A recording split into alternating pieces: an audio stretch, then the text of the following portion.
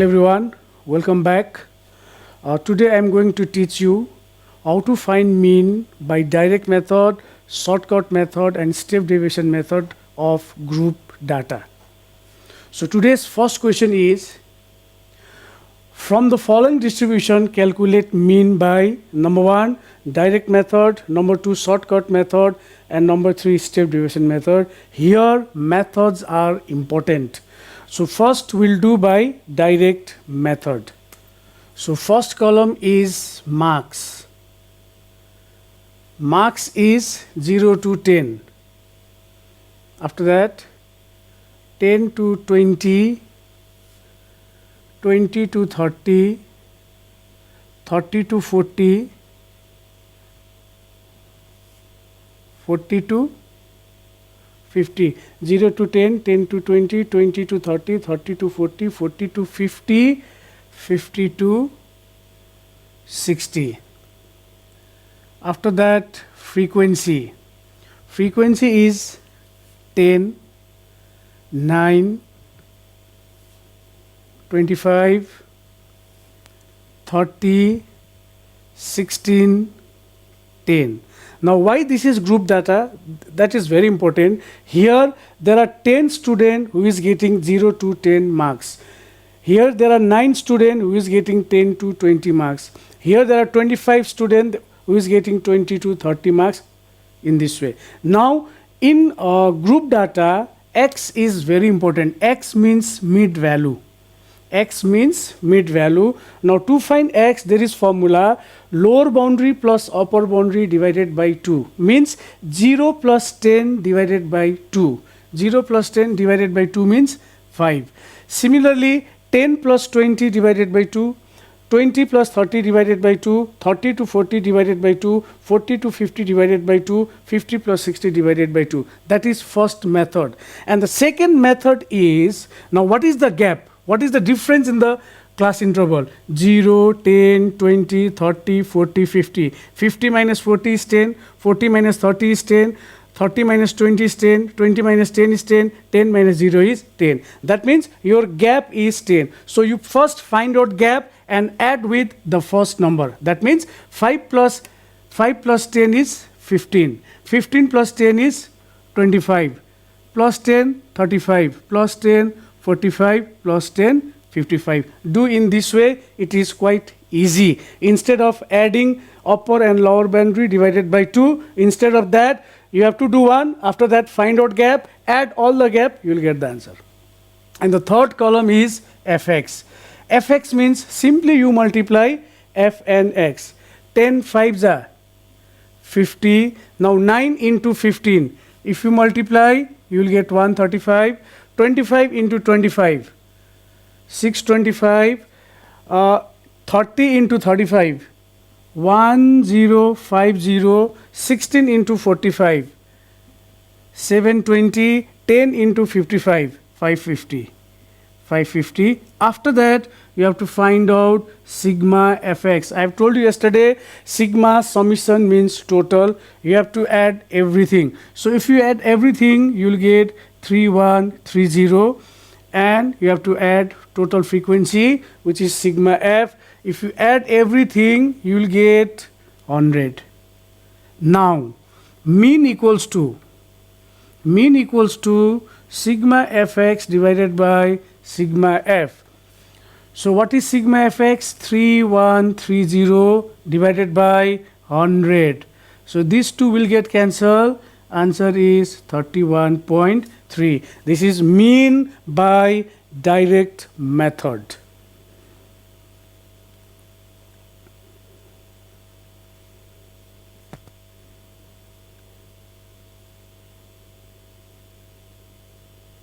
Okay, now we'll do same question by shortcut method. You just rub the fourth column. Okay, here fourth column will be d equals to x minus a, because questions are same. Now d means deviation, x means mid value, which is 5, 15, 25, 35, etc., etc. Now A means assume mean. Now assume mean means from the x take any value as assume mean. Here I am taking 25. You can take anything. You can take 5 also, 15 also, 35 also, 45 also, 55 also, it's up to you. Now again there are two methods.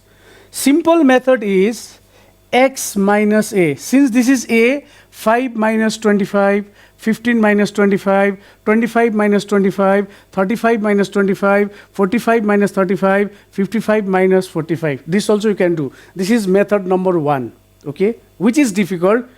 Now method number 2, which is very easy, please concentrate. Now whichever number you are thinking to take a, next column write that 0. Whichever number. If you are thinking 35, obviously it is 0. If you are thinking 15, this is 0. Okay? You can think anywhere. Now, since this is in ascending order, so up will be negative and down will be positive. This is very important. After that, again gap is important. What is the gap? Gap means always you have to subtract lower boundary. 10 minus 0, not in this way. Not in this way, in this way.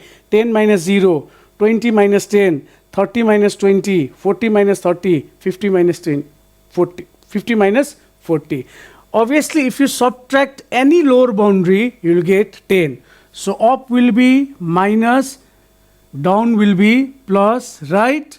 The multiple of 10 because your gap is 10. This is very important in shortcut method. After that, FD, multiply F into D, 10 into minus 20, minus 200, 9 into minus 10, minus 90, 25 into 0, 0, 30 into 10, 300, this is plus 300, 16 into 20, plus 320, 10 into 30, plus 300. Now, your FD is divided into two groups. One is negative and one is positive. So do one thing, add all the negative value. If you add these two, you will get minus 290. Minus 290. If you add this, you will get 3363 plus 920. After that, you write sigma FD. Sigma FD means 920 minus 290, which comes 630. Which comes 630. So frequency is 100. So mean equals to formula is different. A plus sigma FD divided by sigma F.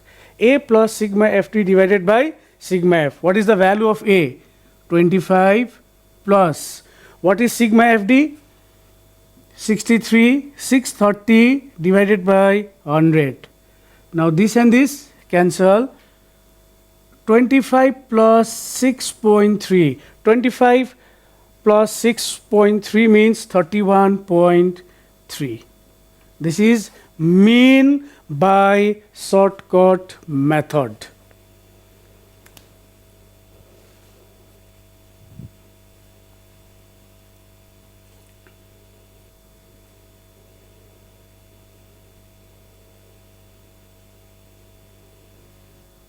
Okay, now we'll do by last method, that is step deviation method. Okay, now again same question. Marks is given, frequency is given, you have to find out x. I have told you 0 plus, there are two methods, 0 plus 10 divided by 2, 10 plus 20 divided by 2, 20 plus 30 divided by 2, etc., etc. That is method number 1. And method number 2 is 0 plus 10 divided by 2 is 5. For remaining number, you try to find out the gap. Gap means always lower boundary. 10 minus 0, 20 minus 10, 30 minus 10, 20, etc., etc. So whatever you get gap, add with the first value, then keep on adding, you will get the answer. Now, since it is step deviation method, first, second, third, fourth. Fourth column will be t equals to x minus a divided by I. Now this is very important. T equals to x minus a divided by I. Here again you have to know what is the value of A. I have taken 25 only. Okay. Now, again there are two methods. X minus A divided by I, 5 minus 25 divided by 10, 15 minus 25 divided by 10, 25 minus 25 divided by 10, 35 minus 25 divided by 10. That also you can do. That is method number 1. And the easiest method is whichever number you are thinking to take A, that number will be 0. Like in shortcut method. After that, up will be negative and down will be positive. Now here this is always 1, 2, 1, 2, 3, etc., etc. In step deviation method, whatever is the gap, this is always 1, 2, 3. This is always 1, 2, 3. Okay. After that, FT. Now FT means you simply multiply F and T. 10 into minus 2, minus 20, 9 ones are minus 9, 25 zeros are 0, 30 ones are 30, 16 twos are 32, 10 threes are 30. Now if you add it, you will get minus 29. If you add it, you will get, this is plus, you can write 92. Plus 92, then sigma ft. Now sigma ft means 92 minus 29. 92 minus 29, 12 minus 9, 9, 10, 11, 12, 3, 8 minus 2 is 6, that is 63. Now sigma f is already 100. Now mean equals to, formula is different, A plus sigma ft divided by sigma f into I. So what is A? A is 25 plus, what is sigma ft? 63. What is sigma f? 100 into I. I means gap. Gap means always lower boundary. 50 minus 40, 40 minus 30, 30 minus 20, 20 minus 10, 10 minus 0. That means you will get 10. So this and this cancel. 25 plus, if you divide it, you will get 6.3. So again answer is 31.3, which is mean by step deviation method.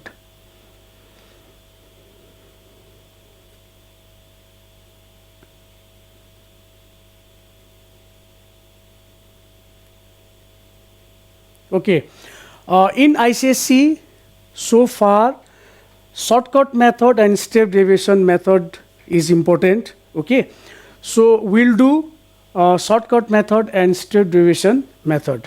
Now next question is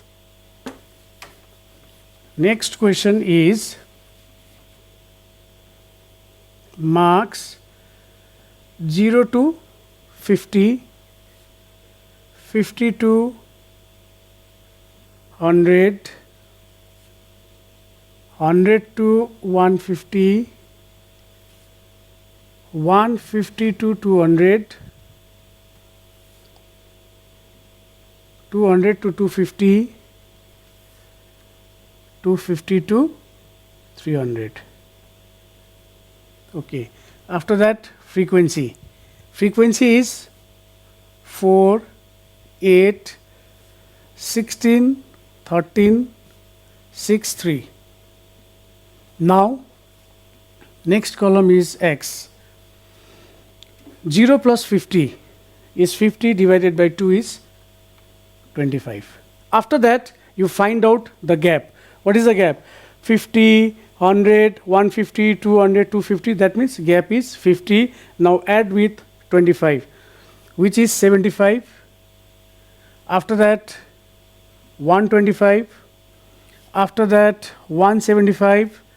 After that, 225. After that, 275. Okay. Now, since it is shortcut method, D is equal to X minus A. Now, this number I am thinking to take as A, which is assume mean. So, I have told you this is 0. So, up will be minus and down will be plus. You can take 125 also, it's up to you. Now, what is the gap? Gap is 50. So, first you have to write 50, 100, 150. Again 50, 100. Then FD.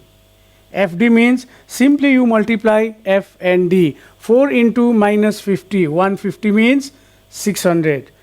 After that, 8 into 100, 800. After that, 16 into 50 is again minus 800. After that, 0. After that, 6 into 50 is 300. After that, 3 into 100 is 300. Now again, your FD is divided into two groups. One is negative and one is positive. So add all the negative value and add all the positive. Now this is plus 600. And if you add everything, 8 plus 8, 16 plus 6, 2200.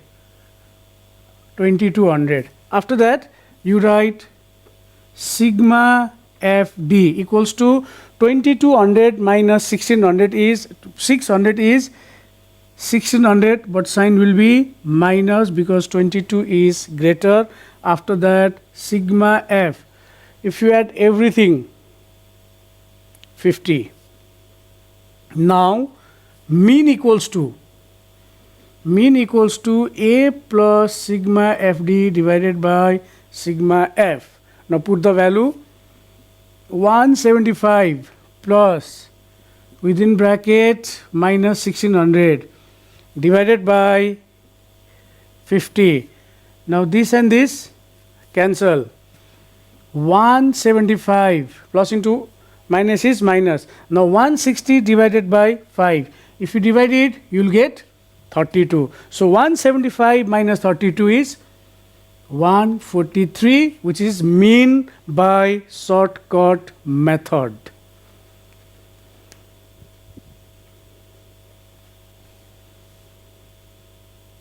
Okay, now same question we'll do by step deviation method.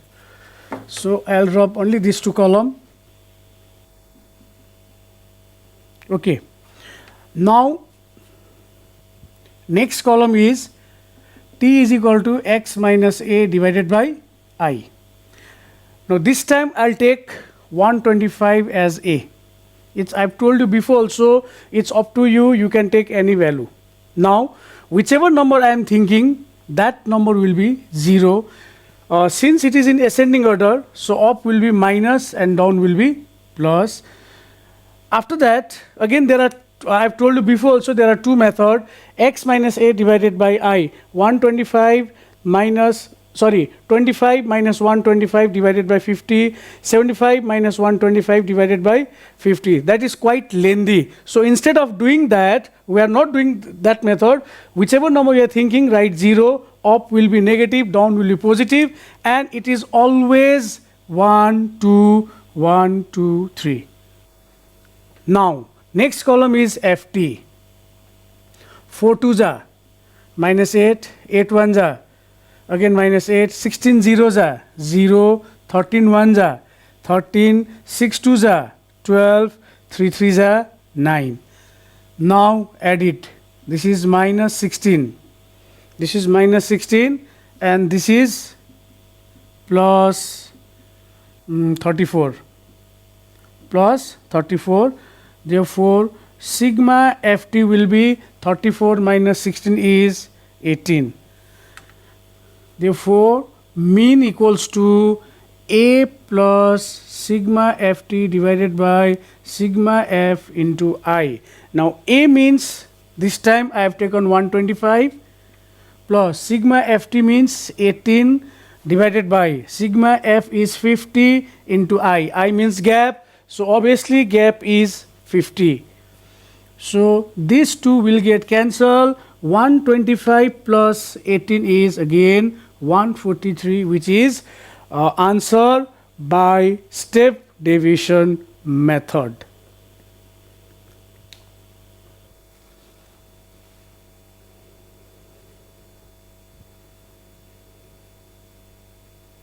Okay, now next question. Here this question is quite difficult. You have to find out again mean by using shortcut method and step deviation method, and here you have to find out modal class also. That you have to understand what is modal class.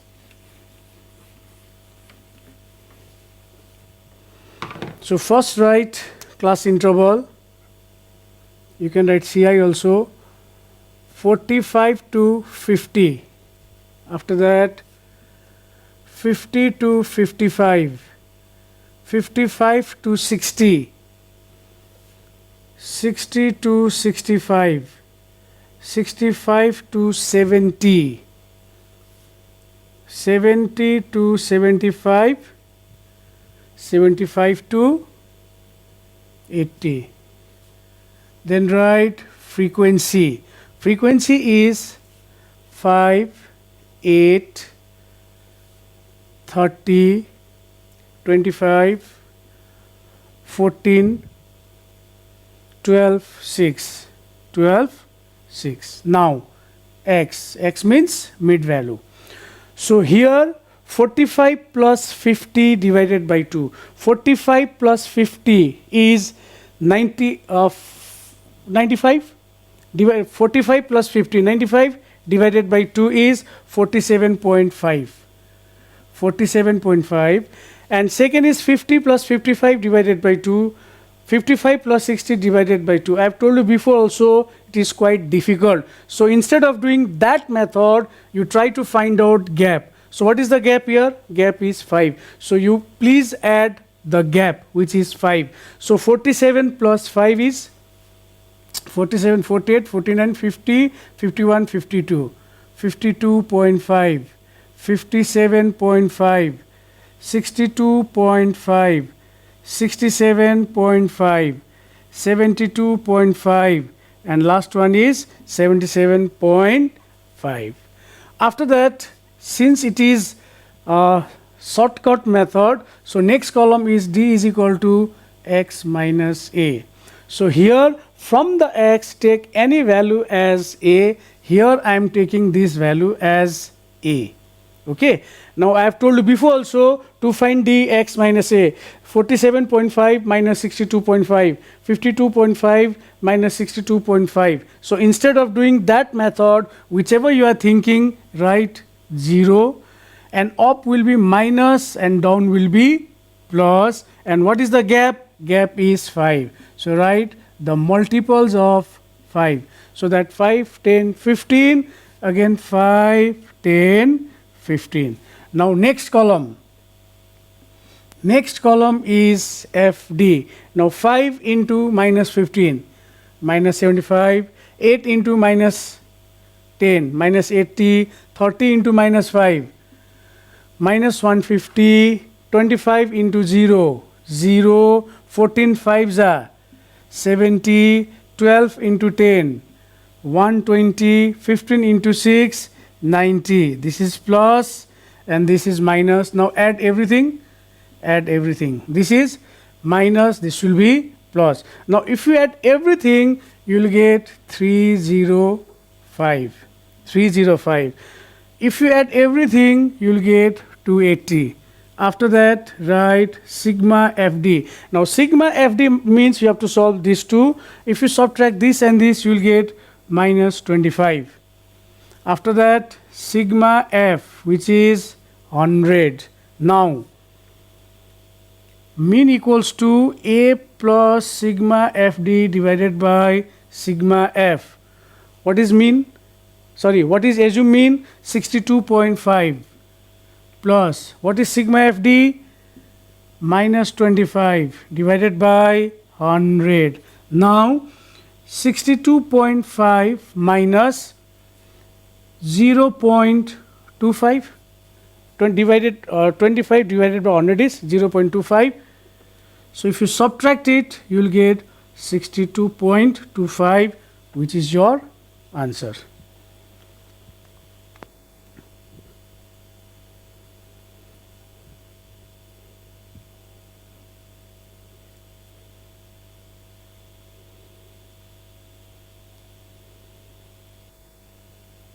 Okay, now same question we'll do by step deviation method. And before that, you have to know modal class also. Modal class means what is the highest frequency? Here highest frequency is 30. So for this 30, class interval belongs to 55 to 60. So your modal class is 55 to 60. Modal class equals to 55 to 60. Whichever is the highest frequency, from there you have to find out modal class. Now same question we'll do by step deviation method. Okay. Step deviation method, next column will be t equals to x minus a divided by I. Divided by I. Here you can take any value as a. I am taking 62.5 only. This is 0. You know that. This is minus 1. This is minus 2. This is minus 3. This is plus 1. This is plus 2. This is plus 3. It's always, it is fixed in step deviation method. After that, ft. After that, ft. 5 3s are minus 15. 8 2s are minus 16. Minus 30. 0, 14, 24, 18. Again, ft is divided into two groups. One is negative and one is positive. So add everything. You will get minus 61. If you add these three, if you add these three, you will get plus 56. Now sigma ft equals to 61 minus 56 is minus 5. Now mean equals to a plus sigma ft divided by sigma f into I. A means 62.5 plus sigma ft means minus 5 divided by 100 into I. I means gap. What is the gap? Gap is always you have to subtract lower boundary. 50 minus 45, 55 minus 50, 60 minus 50, in this way you have to subtract. So I is 5. After that 62.5 plus into minus is minus 5 5 ja 25 divided by 100. 62.5 minus 0.25 means 62.5. 62.25 is the answer. This is mean by step deviation method. And again, modal class, from the highest frequency you have to find out. Here highest frequency is 30. 30 means class interval belongs to 55 to 60.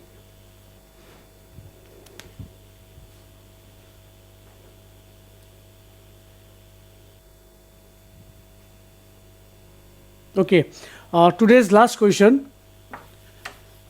Here mean is given. You have to find out unknown frequency. Mean is 24. You have to find out frequency. And we all know that there are three methods to find mean. Here also you have to apply any one method, you will get the answer. Whichever you find easy, do that method. Marks, frequency. Okay, marks is 0 to 10. 0 to 10, 10 to 20, 20 to 30, 30 to 40, and last one is 40 to 50. Frequency 7, A, 8, 10, 5. So third column is X. You have to find out X in group data. X means 0 plus 10 divided by 2 is 5. After that, find out gap. Obviously gap is 10. So 10 plus 5 is 15. 15 plus 10, 25, 35, 45. Now there are three methods. You can do by direct method, you can do by shortcut method, you can do by step deviation method. It's up to you. Here I am doing by direct method. Fx. Fx means 7 5s are 35, 15a. 8 into 25, 200, 35 into 10, 350, 5 into 25, 225. Now sigma fx is divided into two groups, negative 15a, sigma fx, 15a plus, now add all the remaining number. Add all the remaining number, you will get 810. After that, sigma f. Sigma f equals to a plus, you have to add everything. You have to add everything. 7 plus 8, 15 plus 5, 20 plus 10 is 30. Now, mean equals to A plus sigma, mean equals to sigma fx divided by sigma f. What is the value of mean? Mean is 24. So 24 equals to 15a plus 810 divided by a plus 30. Now cross multiply it. 24a plus 720. If you multiply these two, equals to 15a plus 810. After that, write the like terms together. 24a minus 15a equals to 810 minus 720. Now 24 minus 15 is 9a equals to 810 minus 720 is 90. Therefore, a is equal to 10. This much for today. Thank you very much. Please practice whatever I have done, and please give importance to shortcut method and step deviation method. One of the method is confirmed in ICSE 2021. Thank you very much.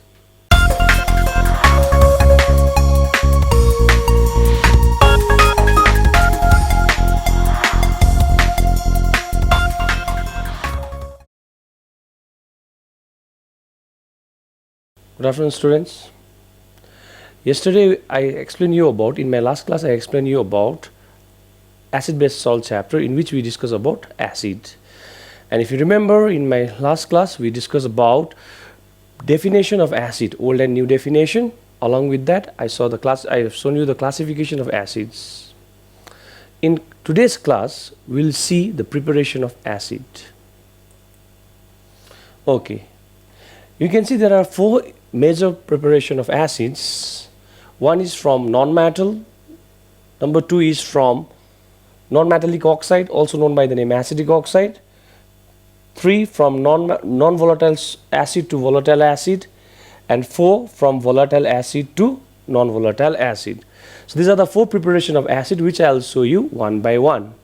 First we will see from non-metal how we can prepare acid.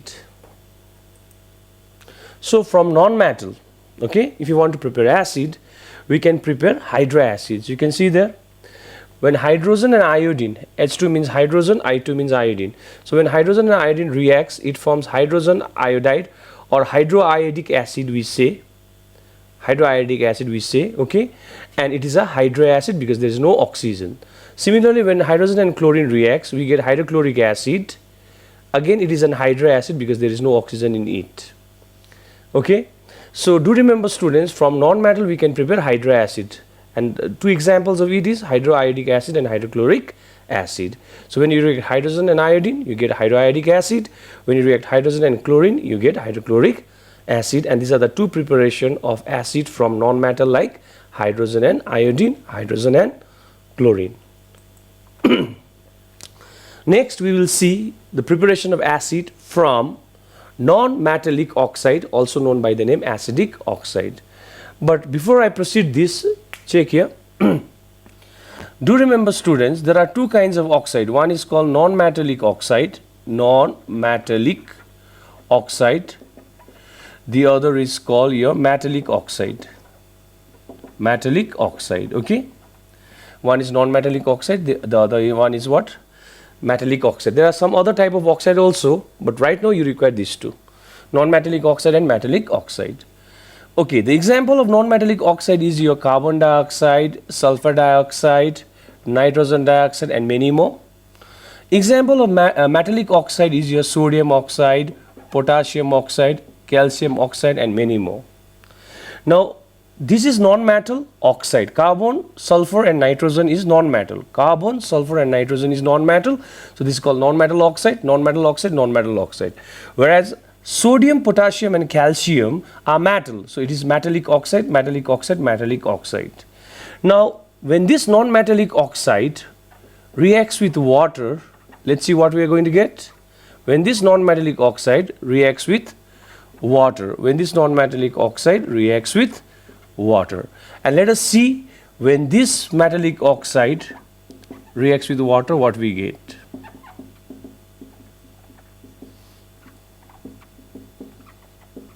Okay. You know these all are non-metallic oxide because carbon, sulfur and nitrogen is non-metal. So non-metallic oxide is about to react with water. So when these two react, see what will we get. Here is H2. So write first H2. Then carbon, C. And if you see oxygen, here is 2, here is 1. Total 3. So we get H2CO3. And it is known by the name carbonic acid. Similarly here, first you write H2. Then here is your SO3. H2SO3. This is called sulfurous acid. So when non-metallic oxide reacts with water, it gives you acid. The name of this acid is carbonic acid. The name of this is sulfurous acid. So since this non-metallic oxide, when reacts with water, it gives you acid. Therefore, this non-metallic oxide is also known as acidic oxide. So do remember, non-metal oxide is also called acidic oxide. Why? Because non-metal oxide, when reacts with water, it produces acid. Non-metal oxide, when reacts with water, it produces acid. Therefore, they are known by the name acidic oxide. Now, this is your nitrogen dioxide. When it reacts with water, instead of giving one acid, it gives two conjugative acid, in which this is called nitric acid. HNO3 means nitric acid, and this is called nitrous acid. HNO2 means nitrous acid. To balance it, if you put 2 here, it will get balanced. These two are already balanced. So whenever non-metallic oxide reacts with water, it produces acid. Therefore, non-metallic oxide is also called acidic oxide. But nitrogen dioxide is an acidic oxide which reacts with water not to give you one acid, but it gives you two acids. One is nitric acid, one is nitrous acid. So this may be coming in your board exam, and it has come in one of the year. Name one acidic oxide which reacts with water to produce two acid. So the answer will be nitrogen dioxide. So do remember why we call non-metallic oxide as acidic oxide, because whenever it reacts with water, it produces acid. So since this non-metallic oxide, they produce acid, therefore they are also known by the name acidic oxide. Now this side, metallic oxide. These all are the metallic oxide because sodium, potassium, calcium is metal. Now they are reacting with water. Let's see what we get that side. So when this reacts, we get here is NaOH. NaOH. Put here 2 to balance, 2 sodium, 2 sodium, 2 hydrogen, 2 hydrogen, 2 oxygen, 2 oxygen balanced. Similarly, when these two reacts, you get here is KOH. KOH. Again to balance, put 2 here, 2 potassium, 2 potassium, 2 hydrogen, 2 hydrogen, 2 oxygen, 2 oxygen balanced. In the last one we get here is calcium hydroxide. Now why whole 2? Because the valency of calcium is 2 and this reaction is already balanced. So whenever metallic oxide reacts with water, they produce base. Like sodium hydroxide, potassium hydroxide, calcium hydroxide. Compound containing OH in inorganic chemistry is called base. So this sodium hydroxide, potassium hydroxide, calcium hydroxide, these all are base. So whenever metallic oxide reacts with water, it produces base. Therefore, metallic oxide is also known by the name basic oxide. So do remember students, non-metallic oxide is called acidic oxide, metallic oxide is called basic oxide. Why? It reacts with the water to produce acid, therefore it is also known by the name acidic oxide. Metallic oxide, when reacts with water, it produces base, therefore it is also known by the name basic oxide. So right now this is not our concern, okay? This we require in that particular slide. Now look out here. From non-metallic oxide, so what is another name of non-metallic oxide? Acidic oxide. Reason? It reacts with water to produce acid. Now you can see here, carbon dioxide, when reacts with water, you get H2CO3, which is your carbonic acid. Sulfur dioxide reacts with water to give you H2SO3, which is sulfurous acid. Sulfur trioxide, when reacts with water, gives you H2SO4, which is your sulfuric acid. And nitrogen dioxide, when reacts with water, it gives you two conjugative acids. One is nitric acid, one is nitrous acid. This is nitric acid and this is nitrous acid. Okay, so whenever non-metallic oxide reacts with water, it produces acid. That is the reason why non-metallic oxide is called acidic oxide. So regarding metallic oxide and basic oxide, we will learn afterwards in the base chapter. Okay, so from here one objective question you need to remember, acidic oxide which reacts with water to produce two acids. So the answer will be nitrogen dioxide. Okay, so far we have seen two preparation. One is from non-metal, one is from non-metallic oxide called acidic oxide. Now we go to the third preparation, and this third preparation is from non-volatile acid to volatile acid. Third preparation is from non-volatile acid to volatile acid. But before again I explain you this, okay, we have to see this one. You should know which acids are volatile acid and which acids are non-volatile acid. Volatile acid means those who vaporize, non-volatile means which will not vaporize. So example of volatile acid is your hydrochloric acid and nitric acid. Example of non-volatile acid is sulfuric acid. I repeat again, example of volatile acid is hydrochloric acid and nitric acid, whereas example of non-volatile acid is sulfuric acid. So students, you have to remember this. Okay, so these two are this is highly volatile acid. As compared to this is less volatile, but sulfuric acid is non-volatile. So the heading says, preparation number 3 says, from non-volatile acid to volatile acid. That means from non-volatile acid, I need to prepare volatile acid.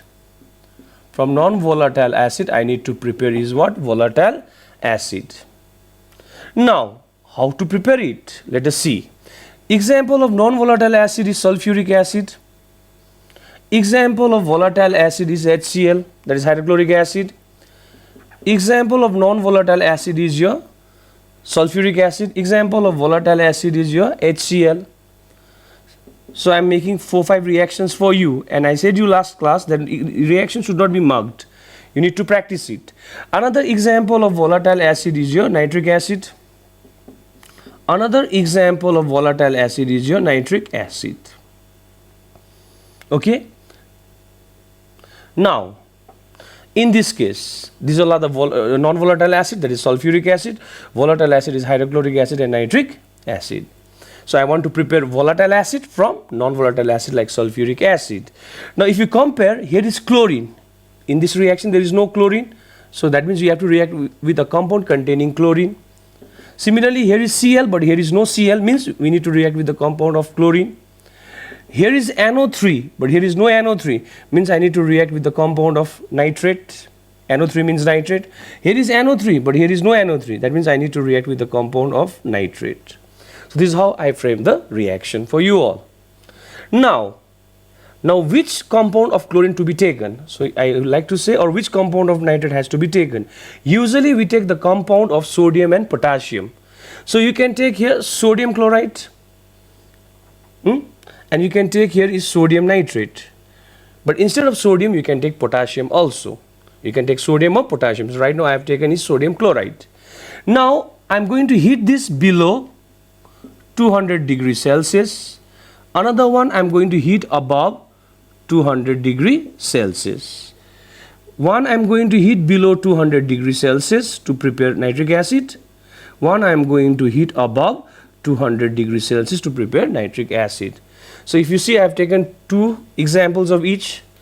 I am going to prepare hydrochloric acid, volatile acid from non-volatile acid like sulfuric acid by reacting with sodium chloride. One heating below 200, one above 200. Same, I want to prepare nitric acid from, that is volatile acid from non-volatile acid like sulfuric acid by reacting with sodium nitrate. One heating below 200, one heating above 200. And what would be the difference? Let us see now.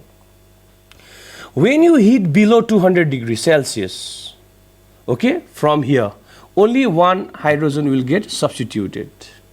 But when you heat above 200 degrees Celsius, both the hydrogen of sulfuric acid gets substituted.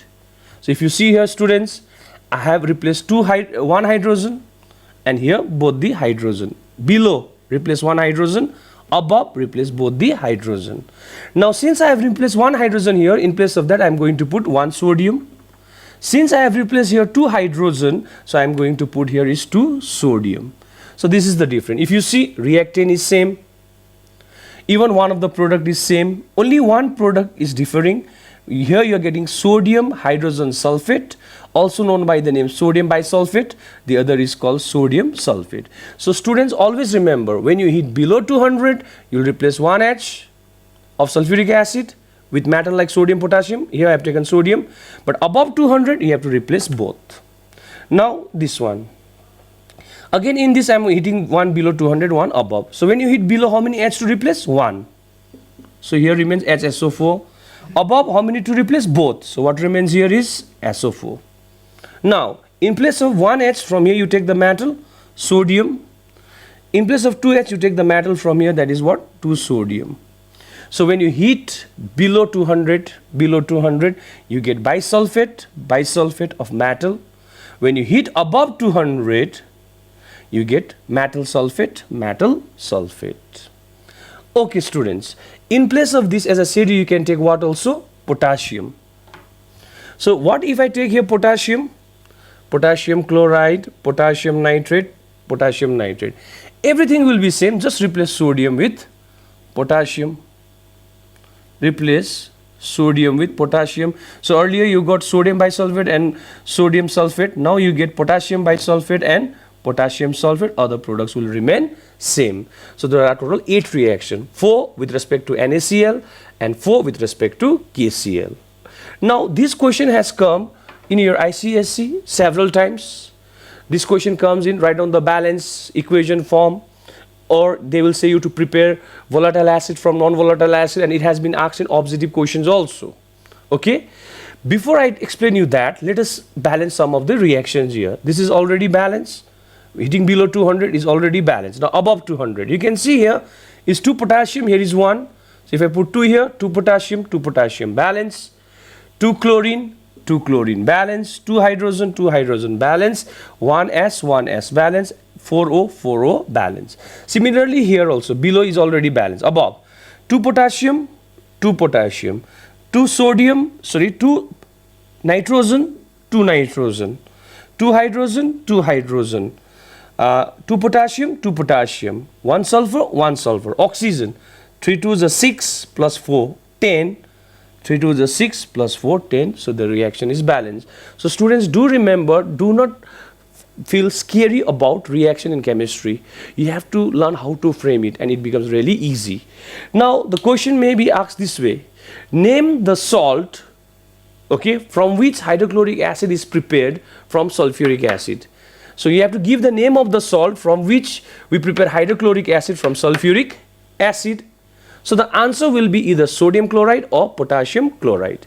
Similarly, name the salt from which we prepare nitric acid from sulfuric acid. That time the answer will be potassium nitrate or sodium nitrate will be the answer. Use your common sense. We need to prepare hydrochloric acid from sulfuric acid. So which salt is used, the question is saying. Obviously here is chlorine, but here is no chlorine, so the answer will be chlorine compound. So that time you say either sodium chloride or potassium chloride. Similarly, whenever the question says you to prepare nitric acid from sulfuric acid, you have to prepare nitric acid from sulfuric acid, and you have to name the salt to be used. Again, if you see here is nitrate, here is no nitrate, that means the answer will be nitrate compound. And which nitrate you will take? Sodium nitrate or potassium nitrate will be the answer as an objective questions. Now, in this preparation, we usually go with, in lab we prepare hydrochloric acid by heating below 200. Similarly, nitric acid also in laboratory we prepare by heating below 200. We never heat above 200. This question is also asked in balancing form, but for reasoning question I am giving you answer now. We always heat sulfuric acid with this salt to prepare hydrochloric acid, always below 200, not above. Same here also, we heat below 200, not above 200. Why? Reason, there are 3 reasons. Number 1, we should not heat above 200 degrees Celsius to prepare hydrochloric acid and nitric acid from sulfuric acid. Reason 1 is fuel consumption will be more. Okay, number 1 will be fuel consumption will be more. Number 2 reason is the glass apparatus may crack, because you are heating above 200, the glass apparatus may crack. Number 3 reason is it forms metal sulfate. When you heat above 200 degrees Celsius, it forms metal sulfate. And these metal sulfates are insoluble. These metal sulfates are insoluble and stick in the inner wall of the glass, whereby the apparatus will get damaged. Therefore, we don't heat above 200. Whereas When you hit below 200, you get metal bisulfate. You get metal bisulfate, which are soluble. So by washing, you can remove it out. So do remember the three reasons why we should not heat above 200 degrees Celsius to prepare hydrochloric and nitric acid from sulfuric acid. Number one, fuel consumption will be more. Number two, glass apparatus may crack. Number three, it forms insoluble metal sulfate. Insoluble metal sulfate. Okay. And because of that, it will stick in the inner wall of the glass, whereby it is very difficult to remove, whereby the apparatus gets damaged. Therefore, we don't heat above 200 degrees Celsius. So I have shown you the third preparation of acid like hydrochloric and nitric, which is volatile acid, from non-volatile acid like sulfuric acid. Now you can see here, students, I have shown you some examples here. So volatile acid is hydrochloric acid and nitric acid, which I am going to prepare from non-volatile acid like sulfuric acid. So since here is chlorine, so I am reacting with chloride compound. Here is NO3, so I am reacting with NO3 compound. So when you heat below 200, sulfuric acid 1H will get replaced with sodium. Above 200, both the H of sulfuric acid will get replaced with sodium. Similarly, down also, when you heat below 200, 1 H of sulfuric acid get replaced with sodium. When you heat above, both the hydrogen of sulfuric acid gets replaced with metal like sodium. And in place of sodium, you can even take here potassium. And this is your third preparation.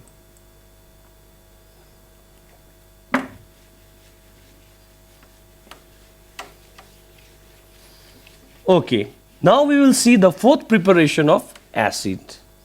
And it is opposite of previous. Now we are going to prepare volatile acid. Okay, we are going to prepare non-volatile acid from volatile acid. Okay, I have already given you the example of volatile and non-volatile acid. Right now I need to prepare is non-volatile acid. Non-volatile acid, and that has to be prepared from volatile acid. So I am going to prepare just opposite of previous. Now I am going to prepare non-volatile from volatile. The example of non-volatile acid is sulfuric acid, and the example of volatile acid is nitric acid. Again, if you see here, here is sulfur, but here is no sulfur in it, so I am going to react with sulfur. And this nitric acid has to be taken in concentrated form. So we take concentrated nitric acid, I am going to react with sulfur to get sulfuric acid. So whenever sulfur reacts with nitric acid, that is volatile acid, we get non-volatile acid like sulfuric acid. Along with that, we get other two compounds. Always remember, nitrate decompose to give you nitrogen dioxide gas. Along with that, what we get out here is water. So whenever you react nitric acid with sulfur, you get sulfuric acid, the non-volatile acid, along with that nitrogen dioxide gas with water, vapor. And this nitrogen dioxide gas is a reddish brown gas. Reddish brown gas. Okay. So I have prepared non-volatile acid like sulfuric from volatile acid like nitric. Now this reaction has to be balanced. Students, you already know how to balance it. But during the board exam time, you have to save your time. Okay? You have to save your time. And time management is very important during examination time, isn't it? So, now some reaction you balance in the normal way, the way you have learned in lower classes, but some specific reaction which comes every year mostly, remember the balancing technique. So this reaction, okay, to balance, put 6 in nitric acid. Put 6 in nitric acid. If you do it normal way to reach 6, it will take a couple of minutes. But if you remember that this reaction is important, I need to remember it, so put 6 in nitric acid to balance, it become faster. Now see here how. 6 nitrogen, 6 nitrogen balanced, 6 nitrogen balanced. Hydrogen, if you see here, here is 6, here is already 2. So if I write here 2, 2 2s are 4, 4 plus 2, 6, 6 balance. Nitrogen balance, hydrogen balance. Now sulfur, 1 sulfur balance. Now oxygen, 6 3s are 18, 6 3s are 18. 6 2s are 12, 13, 14, because there are 2, 14 plus 4, 18. So it's balance. And this is one of the very important reaction in your board exam, where we have prepared sulfuric acid from volatile acid like nitric acid.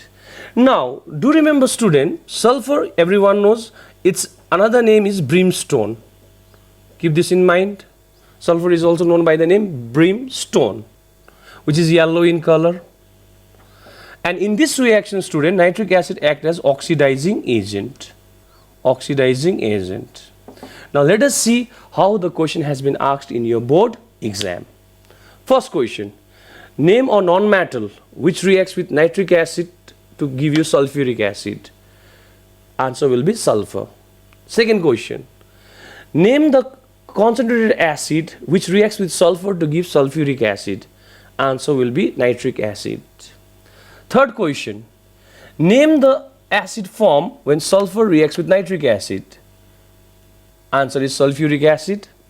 Similarly, what do you observe when sulfur reacts with nitric acid? So when the question comes, what do you observe? Okay, you have to state the color or the smell. So in this reaction, when you do, what you observe is a reddish brown fumes coming out. So what do you observe when sulfur reacts with nitric acid? If this question comes, the answer will be a reddish brown gas of nitrogen dioxide will form. Now next question, they may ask you like this, give one example where we can prepare non-volatile acid from volatile acid. Again, this reaction is the answer. Next, give an example of a reaction in which nitric acid acts as oxidizing agent. Again, this reaction is the answer where it acts as oxidizing agent because nitric acid is supplying oxygen to sulfur. More than hydrogen, it is supplying more oxygen. So keep this in mind. Last question from here will be like this. Write the balanced reaction when sulfur reacts with concentrated nitric acid. Write the balanced reaction when sulfur reacts with concentrated nitric acid. That time this reaction is the answer. And I call this reaction by the name heroin reaction. You know, in a movie, the role of heroine is very important. Similarly, in every board exam, the way in every movie there is a role of heroine, similarly, in every board exam, mostly this question has come. So therefore, I call it by the name heroin reaction. And do remember, whenever you do this reaction, you know how to balance normally, but here you directly put 6 in nitric acid and start balancing, it will become faster. So 7, 8 question can be made from this reaction in your board exam, students. And if you refer the 10 years question bank, you will see many questions related to this. So this is how I end the 4 preparation of acid. First we prepare from non-volatile acid, from non-metals. Second, we prepare from non-metallic oxide, that is our acidic oxide.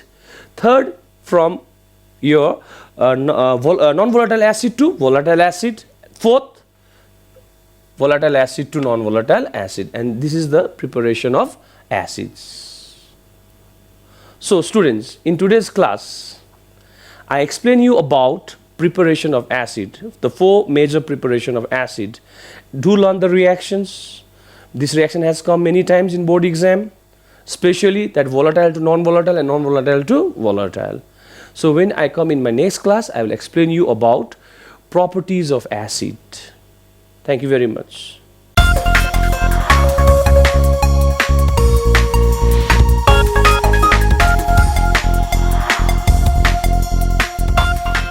Hello everyone, we are doing with the 3rd chapter, that is absorption by roots, and yesterday we came to know few of the processes. There were altogether 5 processes. In that we came to know about diffusion.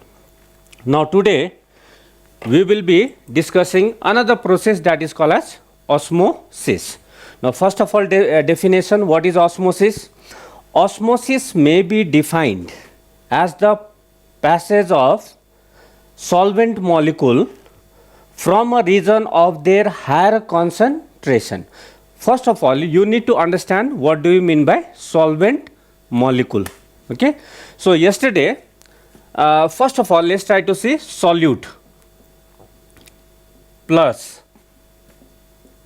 solvent results in solution.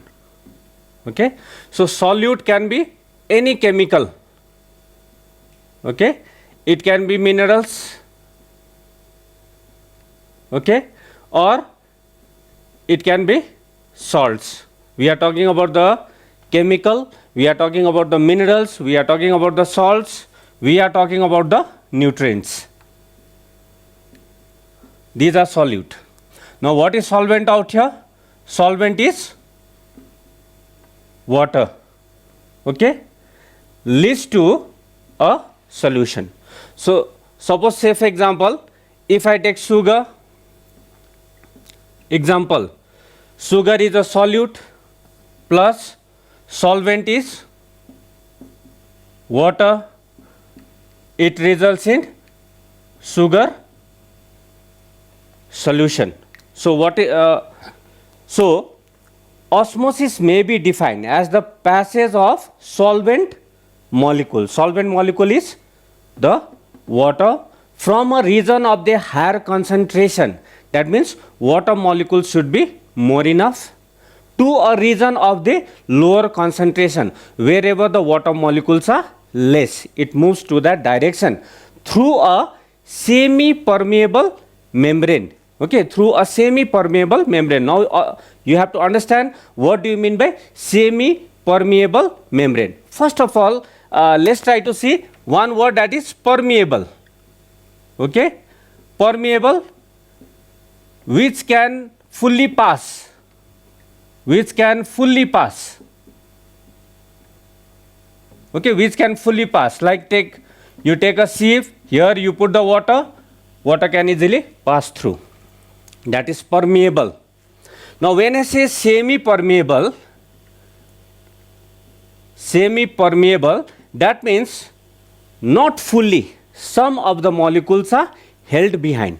So either the solutes are left behind or some other chemical, depending upon the consistency, according to that the molecules pass through. Some molecules can only pass through. What do you call it? Semi-permeable. So here semi-permeable can be any type of membrane.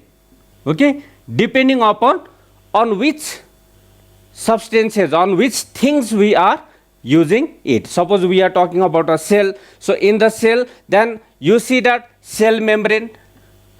Okay, cell membrane can be semi-permeable.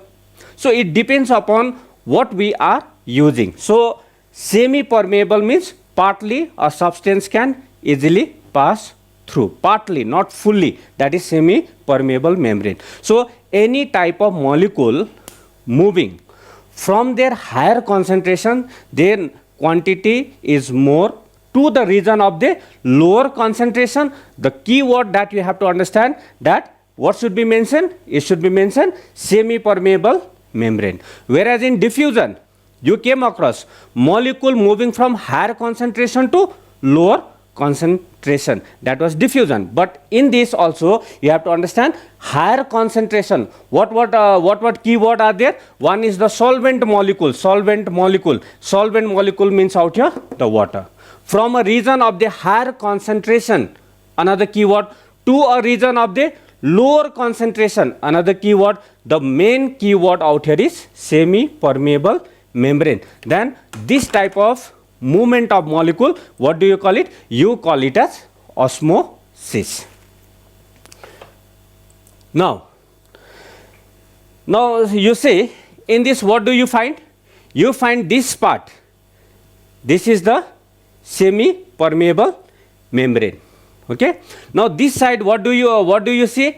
More water molecules. These are the water molecule. This bigger part is the sugar molecule. These are the sugar molecule. This sugar molecule cannot pass through. Okay. But water molecule can easily pass through. Where it is passing through? It is passing through the semi-permeable membrane. Sugar molecule cannot pass through these pores. Okay, because the sugar molecules are bigger in size. So what it is happening out here? That means this cell membrane, the cell membrane is acting as a plasma membrane, or you call it as biomembrane, is acting as a semi-permeable membrane. It is not allowing all the sugar molecules, it is not allowing the sugar molecules to pass through the membrane. It is allowing only the water molecule to pass from one region higher concentration to lower concentration. There you find the water molecules are less. Here you see the water molecule are less. Here water molecule is more. So it is moving from one direction to another direction. Okay. So this is the process of osmosis. Now, before we come to the different types of phenomenon that happens in the osmosis, we need to understand the three terms. One is isotonic, hypotonic and hypertonic. Okay. So first of all, let's see what does the word isotonic means. Whenever the water molecule, okay, whenever there is a process of absorption of water, during that time, okay, the root hairs may come across certain types of medium or condition in which what it happens. Like take for example, this is the cell, or you can consider it as root hair. Okay, this as root hair. Okay, here this is the cell. Now these are the soil particles. Okay, these are the soil particle. You have the water. Okay, water. Now suppose take for example, here in this, if the content, okay, if the content inside the cell and outside and in the soil particle, if it is same, okay, if it is same, if the medium are same, the water content, the chemical content and the chemical content, the solution outside to the root hair and the solution that is inside to the cell, if the content is same, then what type of medium you call it? You use the term called as isotonic. Iso, the word iso means same. Here there will be no movement of molecule. Always try to keep it in mind whenever in between, okay, the cell and the medium, soil particle, soil solution, whatever in the surrounding medium, if during that time, if both the mediums are the same, the solution are of same nature, same type, then the condition is called as isotonic. In any type of isotonic, the word iso, always try to keep it in mind, same. So suppose take for example, if in a solution, if you put a cell and the content in the cell and the water made in this medium, if both are same in nature, the cell will remain unchanged. Okay, there will be no any such type of phenomenon going out here. There will be no movement of molecule. You use the term called as isotonic. Another one, the next term is hypotonic. Okay, what do you mean by word hypo? The word hypo means less. Okay, what do you mean by less? Suppose say for example, in this, the cell, okay, inside the protoplasm, inside the cytoplasm, suppose say for example, in this, whatever the dissolved minerals, first of all, one more thing I will just tell you, that the dissolved minerals inside a cell, okay, you use the term called as cell sap. Okay, what do you call it? Cell sap. That means when the root hairs absorbs water and minerals by the different process of absorption we are doing with the second part of the process of absorption, that is osmosis. So different types of process of absorption are there. So in this case, when the minerals are being absorbed, all these minerals starts getting inside the cell. The dissolved mineral present inside the cell, what do you use the term? You call it as cell sap. It is because of this cell sap, the dissolved minerals, when it is present in the entire part of the plant body, okay, when it is present in the entire part of the plant body, it gives a very characteristic of that plant. Suppose take for example, here in Kalimpong, Darjeeling district, you will get one plant, okay, that is called as Artemisia vulgaris. Okay, Artemisia vulgaris. That means Artemisia vulgaris locally, okay, local name, we call it as titepati.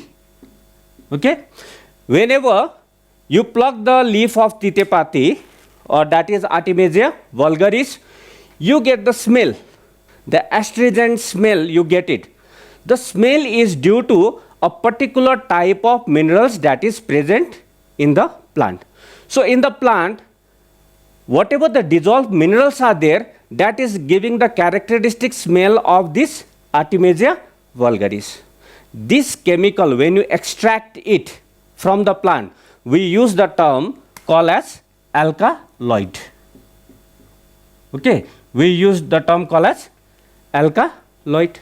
So there are so many plants in Darjeeling district where you will find lot of medicinal value. Each of them have their have the different types of minerals in it. But if you try to understand that the each cell, in the cell, the dissolved minerals present in each of this plant, what do we use the term? We call it as cell sap. Now, come back to the topic, that is, come back to the point, that is hypotonic. Now, each and every cell laden with the minerals, this becomes hypertonic. That means the word hyper means more. There is more minerals dissolved in it. That means the content is more out here. Now, in the adjoining part of the cell, okay, adjoining part of the cell, suppose say for example, here the water present, the dissolved minerals in the water is less. That means in this condition it is hypotonic. Okay, this condition is hypertonic. Minerals are less, minerals are more. But the water content is more in the soil.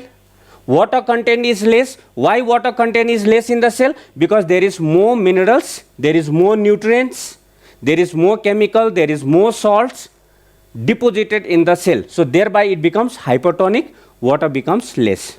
Now, due to that, what will happen? The water molecule from the soil will start moving into this cell, into this cell. That means I am talking about the cell of the root hairs. Then what is happening out here? The molecule is moving from the soil into the cell through a semi-permeable membrane. This one is the cell wall and this one is the cell membrane. It is passing through the cell membrane. Where it is passing into? It is passing into the cytoplasm. So here what is happening out here? The molecules are moving from the higher concentration, that is more amount of water molecule are moving to the less region of water molecule that is present inside the cell. And this condition, condition out here, more minerals, less water, less minerals, more water. This condition you call it as hypotonic. During this condition, what will happen? The water starts getting inside. Okay, the water starts getting inside. And finally, what you will find? This cell will now swell. Okay, automatically what will happen? This cell will get swelled up. Why? Because there is more infiltration of water molecule inside. So as this water molecule gets inside, the volume of the cell will increase. This increase in the volume of the cell was due to a process that was called as, endoosmosis. So when I say endoosmosis, you have to understand a condition in which the cell content is hypertonic, outside medium is hypertonic. Okay, here the water molecule is more, water molecule is less. The molecules are moving from higher concentration to lower concentration. Solvent molecule means the water molecule moving from higher to lower through a semi-permeable membrane. So from outside, when the water molecule gets infiltrated inside, what do we use the term called as? We call it as endoosmosis. Now let's try to see that whether this endoosmosis really takes place or not. Let's try to see few example. Okay, like in this context, let's try to see another example that suppose take a petri dish. Okay, in this you put water. Okay, and then you put resin. Okay, you put resin. water and resin, dry fruits, resin. Okay, this is A. Initially you have put. Now after some time, what you will find? What you will find? You will find this resin is swelled up. Okay, resin gets swelled up. This resin, here you see that sugar molecule is present. Water is less. Water is less out here. Okay, water is less. Now what has happened? The water starts getting inside. Okay, when the water starts getting inside, slowly what will happen? Water starts infiltrating inside. Water starts getting inside, and finally a condition will come when this resin totally swells up. Okay, resin swells up. So actually what is happening out here? Sugar molecule hypertonic solution, less water, more water out here. Solvent molecule is water. This water started infiltrating inside the resin, and the resin swells up. Okay, this swelling of this resin is nothing but it is a process. It happened due to a process called as endo-osmosis. What do we call it? We call it as endo-osmosis. This is the reason that there are few questions related to this application. Sometimes what will happen? A seawater fish, when it is put in fresh water, okay, why does it burst? Why does it burst? If this type of question will come, then you have to understand how you are going to write. You have to first of all understand seawater fish, meaning sea means salt water. So it is a marine water fish. So that means the body contains more amount of salt.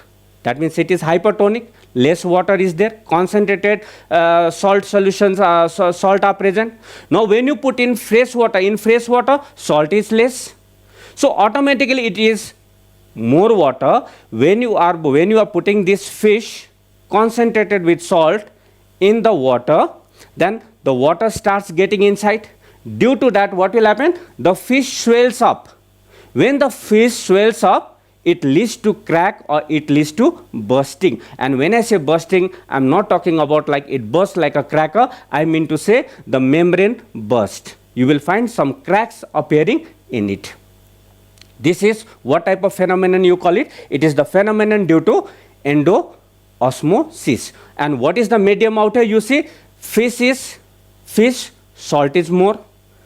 Water, you see, moving from higher, water is moving into the fish, and due to that the fish swells up, and the result is the endo-osmosis. There are such type of practical application based question.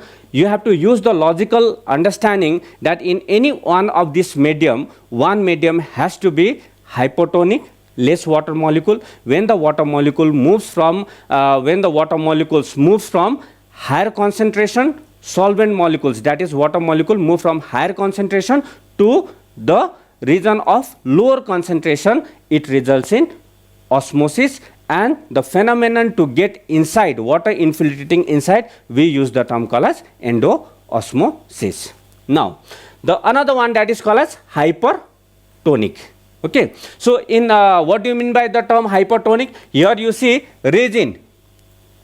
In the resin, you find only the sugar molecule. Okay, you find less amount of water. But in grape, you see, in grape what you will find? Sugar is there. Water content is also more. So if you eat both these things, grape you eat, okay, you eat grape and you eat resin. Okay, which one you find sweeter? Obviously, resin is sweeter because there is less amount of water, and the fainter taste you will get in grape. Now, here what it is? It is hypertonic. That means in this condition, the concentration of this any type of chemical compound, nutrients are more than you use the term called as hypertonic. In now what will happen the phenomenon? Suppose say for example, in any condition, if the water molecule, okay, if the water molecule from the hypotonic solution, the water take for example here take another example. Suppose take for example I take lemon, okay, lemon, and suppose I put it in salt. Automatically what will happen, after some time this lemon will squeeze, okay, you will find the lemon squeezing. What has happened out here? If you try to see, salt is hypertonic, okay, salt is hypertonic, that means more concentrated molecule, less water is present in the salt. Whereas in the lemon what you will find? You will find the lemon juice inside, okay, which is less. Now what will happen? This water starts moving outward. The water from the lemon juice starts moving outside into the salt. So thereby what will happen? It results in exoosmosis. It results in exoosmosis. That means when the water from this condition hypotonic moves to the region of hypertonic, then what it results the phenomenon? It results the phenomenon of exoosmosis. It is losing the water. And this is the reason that sometimes you see that, suppose say for example you add salt in a plant, okay, a potted plant is there, you put salt. After some time you will find the plant wilts, the plant dies. What is the reason behind it? Here you see that when you are putting salt, salt is hypertonic, highly concentrated, no water content is there. Now the plant body will lose the water. When the plant loses the water, it results in wilting, it results in the death of the plant. Why did the plant die? The plant died due to a phenomenon called as exoosmosis. Similarly, you must have seen whenever we have a throat infection, okay, the doctor suggests to gargle with lukewarm water and salt water, okay. So what is the logic out here? Inside the throat, you see, in the throat, okay, take for example this is the throat, okay. Now here whatever the bacteria are there, these are living in a condition that is called as hypotonic, okay, living in a hypotonic condition. So automatically when you gargle with salt water, you see that salt water is hypertonic more.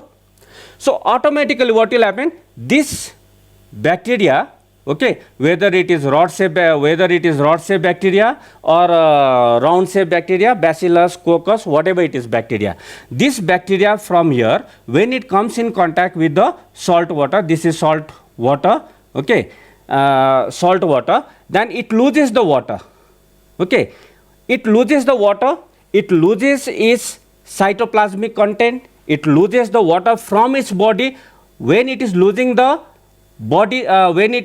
water from its body, automatically it will shrink, okay, it will shrink and it will die, and thereby most of the bacteria gets killed by the process of exoosmosis. So bacteria gets killed by the process of exoosmosis because salt water is hypertonic in nature, and this way when the bacteria gets killed from the throat, we get a relief. The itchiness, the pain, or whatever we have, the discomfort gets relief for a short period of while. And very frequently we are told to gargle with the salt water. This is just to reduce the number of the bacteria in the throat, and this bacteria gets cleared away from the throat by the phenomenon that is called as exoosmosis. So here you see that in osmosis, you have to understand that here the role of three things are there. The role of the type of solution are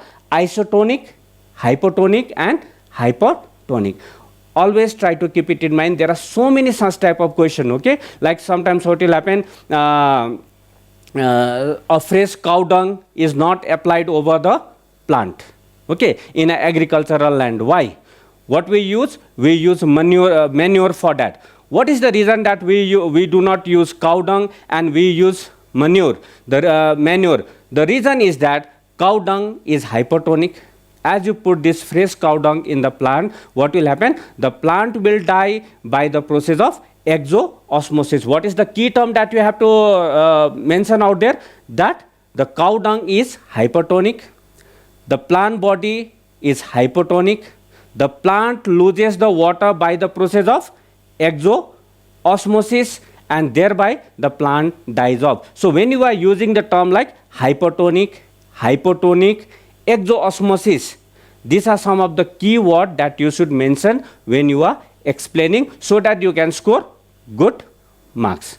Now, besides that, one more question, like sometimes it is also asked like why pickles and all, jam, jellies, pickles and all, why they are preserved in sugar solution and salt. If it is a pickle, then salt, why we add excess of salt, and if it is jam, why do we add excess of sugar in it? The reason is that salt is a hypertonic, okay, sugar is a hypertonic. Automatically what will happen? Microorganisms do not grow in this condition because they are hypertonic in nature. They die because of exoosmosis, thereby preserving the jams and jellies, or you can say the pickles. Why excess of salt or sugar are added in jam, jellies and pickles? You have to mention out here the word like hypertonic, okay, and the microorganism, the bacteria, they die by the process of exoosmosis. So like that, there are innumerable such type of question which will be asked. The logical thing you have to understand that these two organism, whatever in between this, the organism in which this medium like isotonic, hypotonic, hypertonic, what is the medium? According to that, you must be able to answer the question. Next, now let's try to see the experimental basis on whether this osmosis takes place or not. Okay, these are the few practical application that we have discussed right now. Now let's try to see an experiment to demonstrate process of osmosis. So you see a stand, okay, this is the Thistle funnel, and here you see beaker, water, okay, then goat bladder. This goat bladder is used for as a semi permeable membrane, okay. In this, suppose the question will be asked like what also can be, there are some question which is asked like instead of goat bladder what also can be used, okay. So you can write fish bladder, you can write parchment paper also you can write, okay. Now in this, what it is done out here, you see water is taken. Now in the Thistle funnel, okay, a sugar syrup, 10% sugar syrup is added, okay, up to here. You see that sugar is added. First of all, the opening of this Thistle funnel is tied with a goat bladder, and this experiment is left for some time. After 10 minutes, okay, after 10 minutes what will happen? Now you see that 10% sugar solution is hypertonic, less amount of water, okay, less amount of water is there. In the beaker you have more amount of water is there. So automatically after some time, after 10 minutes, what you will find? You will find this water of higher concentration, that means water is more, okay, solvent molecule, that is the water, will start moving from the cell membrane. It will get inside the sugar syrup, and slowly you will find the initial label is A, okay, initial label was here, you see, okay, initial label is here, sugar syrup was up to here. Now what do you find? The water gets inside, this volume of water decreases, and finally in the Thistle funnel you will find this B. B is the final, okay, here the water level has risen up, the sugar syrup level has risen up. This sugar syrup becomes diluted, concentrated sugar syrup becomes diluted because water gets inside, okay. So with this experiment, what do you come to know? Osmosis takes place, and here what has happened? The water has got inside, and due to that the level has increased, Okay, here you see resin I have taken. Okay, resin I have taken. This resin swells up, resin becomes big. So here volume is increasing. Okay, volume is increasing. It is resulting in endoosmosis. It is swelling up. So it swells. Endoosmosis takes place. Here the level is rising up. Endoosmosis has taken place. So by this experiment we come to know that it results, the osmosis is the movement of solvent molecules from a region of higher concentration to lower concentration, less amount of water through a semi-permeable membrane. In the experiment, we have taken goat bladder as a semi-permeable membrane. So today we have, so you see that we have finished what is osmosis, two types of osmosis, that is endoosmosis and exoosmosis. Now similarly, let's try to see whether this osmosis really takes place in the plant. Then you see here, these are the soil particle, this is the root hair. Okay, water gets inside, root hair absorbs the water.